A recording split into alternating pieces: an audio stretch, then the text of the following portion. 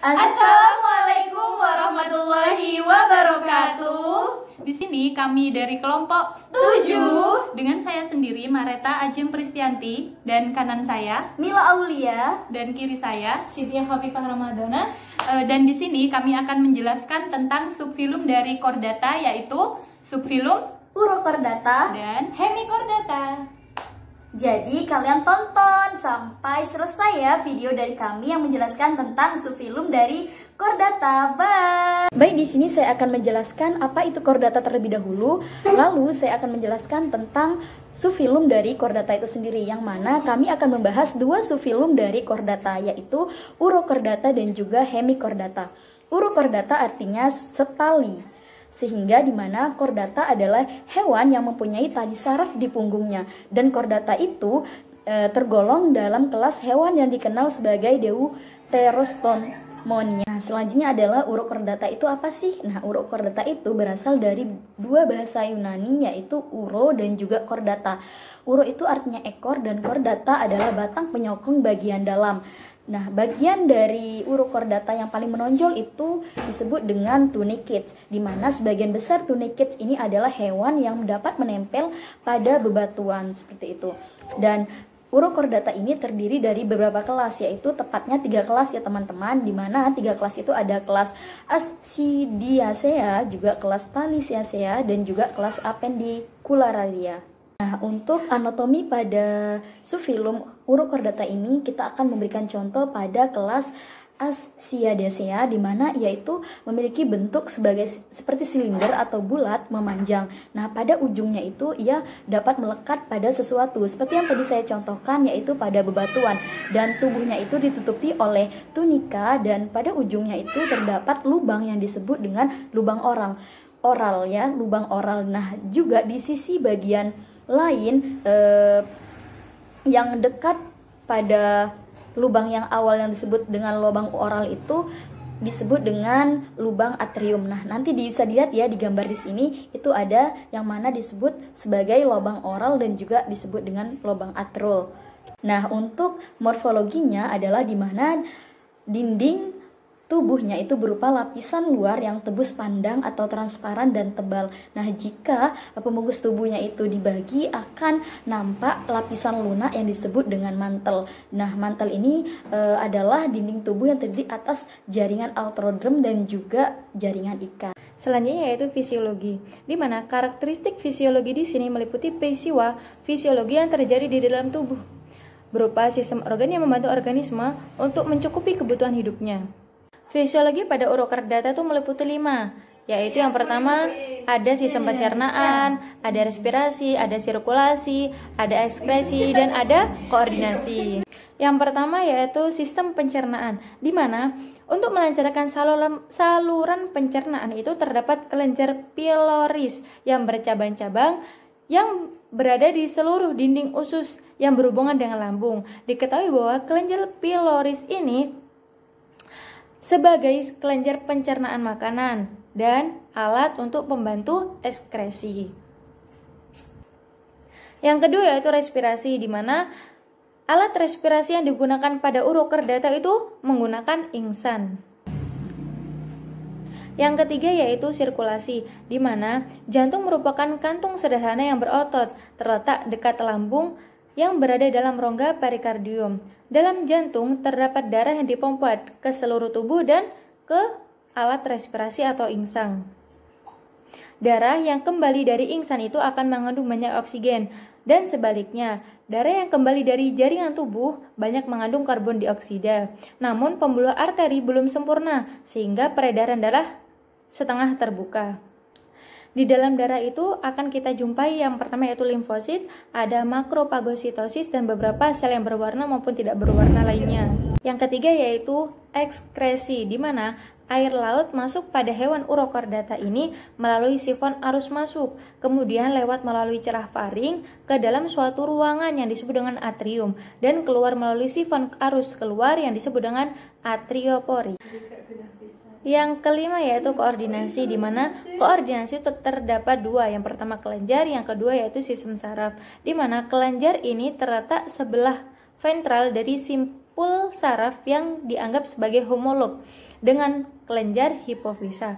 Kelenjar ini masih belum pasti perannya, walaupun mengeluarkan sekresi. Yang kedua yaitu sistem saraf. Sistem ini merupakan ciri yang sangat sederhana, di mana pada hewan ini itu terdapat simpul saraf yang terletak antara lubang mulut dan lumbang atrium yang terbenam di dalam mantel.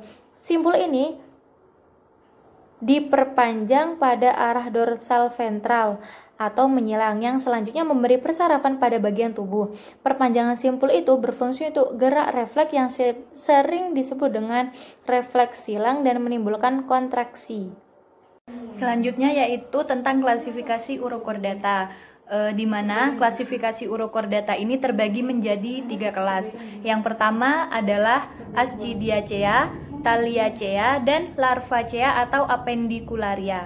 Mari kita bahas satu persatu ya. Yang pertama yaitu tentang Ascidiacea, di mana Ascidiacea ini memiliki ciri-ciri tubuhnya berbentuk tabung atau menyerupai pipa. Kemudian mempunyai 2 alat penyedot dan memiliki 1 pijakan. Dan selanjutnya adalah ukuran tubuhnya menyerupai kentang yang berukuran kecil dan bisa membentuk koloni dengan cara individu-individu kecil yang saling berkumpul. Warnanya beraneka ragam dan umumnya lapisan luarnya itu keras dan kasar. Yang kedua adalah Thalyacea, di mana Thalyacea ini memiliki ciri-ciri hewan tubuhnya berbentuk tabung atau seperti tong semi transparan. Tubuhnya seperti agar-agar dan terlihat dan terasa seperti jeli. Pipa atau sifon berada di ujung tubuh. Untuk yang ketiga yaitu Larvacea. Larvacea atau Appendicularia itu adalah hewan planktonik yang kecil, kadang-kadang terdapat dalam jumlah yang besar. Larvacea itu berbentuk seperti kecebong. Contohnya adalah Oikopleura dan Fritillaria. Yang selanjutnya yaitu tentang reproduksi urochordata, di mana fertilisasi dari urochordata ini berlangsung secara eksternal. Pembelahan terjadi sampai bentuk blastula. Bentuk blastula itu ialah pipih dengan sel-sel yang membentuk ektoderm yang agak cembung di atas sel-sel yang membentuk entoderm yang agak cekung di bawah sel-sel. Sel-sel ektoderm ini memperbanyak diri lebih cepat sehingga mereka lebih kecil ukurannya. Dan bentuk gastrula terjadi kebanyakan dengan cara invanigasi epibolis. Pada cara ini sel-sel ektoderm terus memperbanyak diri lebih cepat sehingga entoderm semakin lama semakin cekung dan ektoderm meluas menutupi entoderm. Blastocella menghilang dengan mendalamnya cekung, terjadilah bentuk gastrula dengan arsenteron dan gastroporus. Gastroporus itu kemudian mengecil dan terletak pada ujung kaudal sebelah dorsal atau sebelah atas. Dan kemudian embrio memanjang sebelah atau lebih mendatar, padahal sebelah bawah atau ventral tetap cembung. Baik, untuk yang selanjutnya yaitu tentang adaptasi urochordata. Cara urochordata ini memiliki getah pekat yang terdapat di faring. Makanan berupa plankton-plankton kecil itu masuk ke dalam faring. Plankton ini terjerat oleh getah yang pekat yang berasal dari sel-sel kelenjar yang berasal dari endostyle dan dialirkan oleh gerakan silia pada endostyle. Untuk yang selanjutnya adalah peranan dan kerugian dari urochordata. Yang pertama mari kita bahas tentang peranannya dulu ya. Beberapa peranan urochordata yang menguntungkan bagi kehidupan manusia di sini ada 2. Yang pertama yaitu adalah sebagai salah satu sumber protein hewani dan sebagai pelengkap komponen biotik laut. Yang kedua yaitu kerugian dari urochordata, di mana dampak yang merugikan bagi kehidupan manusia di sini juga ada 2. Yang pertama yaitu hewan ini menjadi parasit pada ikan dan hewan ini mencemari pantai-pantai dan perahu-perahu dan menjajah kepiting serta membunuh makhluk asli setempat. Dan yang selanjutnya kita akan membahas tentang anatomi hemichordata. Tubuh hemichordata ini ditandai dengan organisasi tripartit. Antero-posterior sumbu dibagi menjadi 3 bagian, yaitu yang pertama prosom arterior, yang kedua mesosom, dan yang ketiga adalah metasom posterior. Tubuh cacing akord adalah cacing berbentuk dan dibagi ke proboscis anterior, leher menengah, dan badan posterior. Proboscis ini adalah tubuh berotot dan bersilia digunakan dalam penggerak, pengumpulan dan transportasi partikel makanan. Mulut terletak antara proboscis dan leher. Badan adalah bagian terpanjang dari hewan. Pada bagian ini terdapat faring yang berlubang dengan celah insang atau celah faring, kerongkongan usus yang panjang, dan anus terminal, serta mengandung gonad. Tubuh dari hemichordata ini terbagi menjadi 3 bagian, yaitu yang pertama proboscis. Proboscis ini terletak pada ujung anterior tubuh. Ukurannya bervariasi tergantung dari jenisnya. Proboscis berongga dan tersusun atas dinding otot yang tebal. Kemudian yang kedua yaitu kolar. Kolar ini terletak di sebelah posterior tangkai proboscis dan sebelah anterior trunkus. Tersusun oleh otot sirkuler dan longitudinal. Permukaan kolar biasanya disesuaikan dengan peningginya, tekanan, dan aktivitas dari hewan tersebut ketika membenamkan diri dalam pasir. Kolar ukurannya lebih pendek daripada proboscis. Kolar ini memiliki 2 rongga yang masing-masing dipisahkan oleh mesenteri dorsal dan ventral. Dan yang ketiga yaitu trunkus. Trunkus ini dibagi menjadi 3, yaitu daerah anterior, daerah pertengahan, dan daerah posterior. Dan hemichordata ini memiliki usus yang berbentuk lurus atau berbentuk U yang menyambung dengan anus. Sistem sirkulasi darah masih sangat sederhana dan alat reproduksinya terpisah atau gonokoris. Contohnya adalah Sacoglusus. Baik, mungkin itu yang bisa saya sampaikan dan akan dilanjutkan dengan teman saya. Hai teman-teman, kembali lagi sama aku ya. Tadi udah dijelasin sama teman aku apa aja bagian dari urochordata dan juga hemichordata. Selanjutnya di sini saya akan membahas tentang fisiologi dari hemichordata itu sendiri, di mana fisiologinya itu terdiri dari beberapa sistem, yaitu seperti sistem pencernaan, sistem respirasi, sistem reproduksi, sistem saraf, dan lain sebagainya.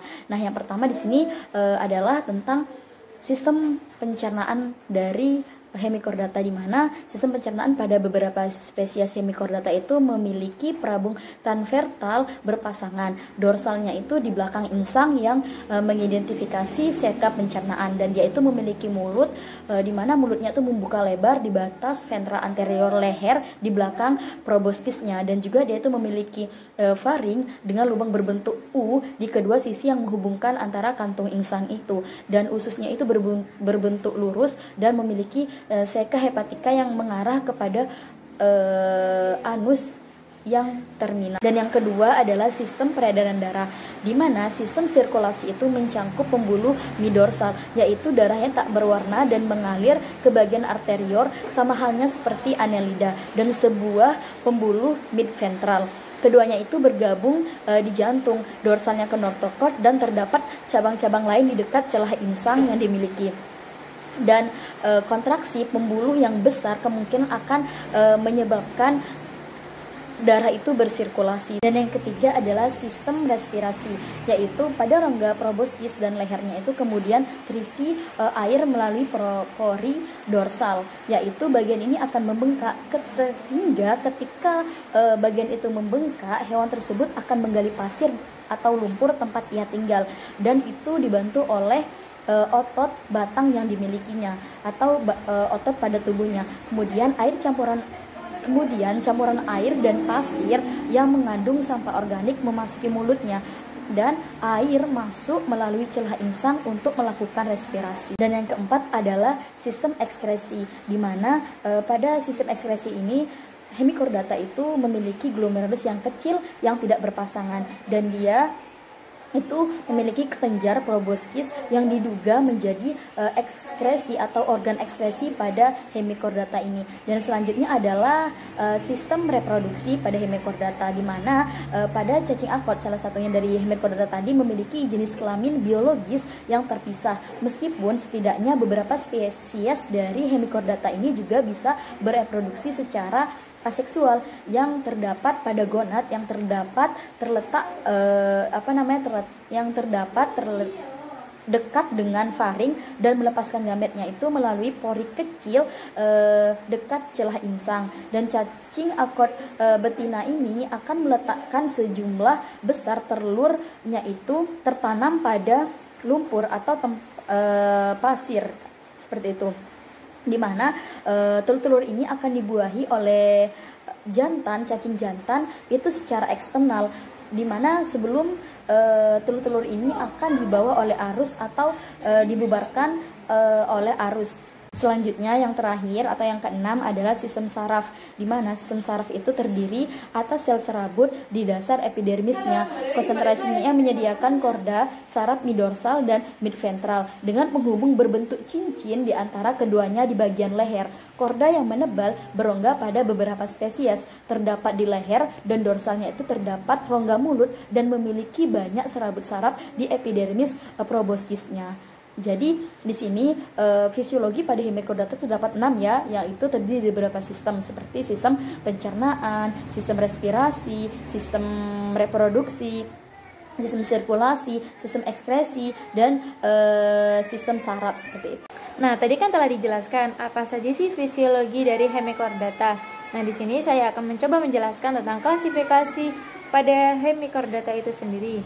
Klasifikasi hemichordata itu terbagi menjadi empat kelas. Yang pertama adalah kelas Enteropneusta, yang kedua adalah kelas Pterobaransia, yang ketiga adalah kelas Planotosphaeroida, yang keempat adalah kelas Graptolita. Kelas yang pertama yaitu kelas Enteropneusta, di mana kelas Enteropneusta ini merupakan hewan solinter yang mana memiliki ciri-ciri badannya lunak, berbentuk silinder atau menyerupai cacing laut yang bisa membenakkan dirinya itu ke dalam pasir. Yang ketiga yaitu tubuhnya itu dibedakan atas proboscis, kolar atau kerah yang pendek, badan truktus yang panjang, epidermisnya itu bersilia dan mengandung banyak kelenjar. Kemudian memiliki beberapa celah insang dan gonad. Saluran pencernaan makanan lurus dengan ujung terminak berupa anus. Pada pertengahan tubuhnya ditemukan 2 deret jaringan otot. Pada pertengahan tubuhnya itu ditemukan 2 deret kantong hepar. Dindingnya itu terdiri atas jaringan otot, alat ekskresi yang berupa glomerulus dan hermaprodit. Yang kedua yaitu kelas Pterobaransia, di mana kelas Pterobaransia ini merupakan hewan yang hidup menetap. Jadi hidupnya itu menetap, berbentuk solinter atau koloni, dan merupakan hewan air. Nah, proboscisnya itu dilengkapi dengan tentakel yang bersilia yang berfungsi menggerakkan makanan melalui air. Kolar dilengkapi 2 hingga lebih lengan-lengan bertentakel. Saluran pencernaannya itu berbentuk U dengan arus dorsal dan letaknya tuh dekat mulut. Gonad jumlahnya sedikit dan perkembangbiakannya itu terjadi melalui pembentukan kuncup. Nah, yang ketiga yaitu kelas Planotosphaeroidea, di mana hewan ini diketahui hanya memiliki stadia larva yang transparan, bersifat pelagik DNA, mirip dengan larva Tormaria yang memiliki permukaan tubuh larvanya itu dilengkapi dengan sabuk bersilia. Saluran pencernaannya itu juga berbentuk U, dan hewan dewasa ini itu juga belum diketahui. Yang terakhir atau yang keempat adalah kelas Graptolita, di mana anggota kelas ini itu diketahui sebagai anggota hemichordata yang sudah punah. Bukti-bukti utamanya hanya diketahui dari struktur fosil yang berbentuk seperti tabung atau pembuluh. Setiap hewan itu berhidung dalam kelompoknya, dan anggota kelas ini diketahui melimpah pada periode Ordovician, dan Silurian. Nah, itu tadi adalah klasifikasi dari Hemichordata. Selanjutnya yaitu habitat dari Hemichordata sendiri. Habitat Hemichordata ini adalah pantai daerah panas atau sedang yang berada di sepanjang lautan Pasifik dan California, Pasifik, Amerika Utara, dan California, atau hidup di laut yang dalam. Kebiasaan Hemichordata adalah membenamkan dirinya ke dalam pasir.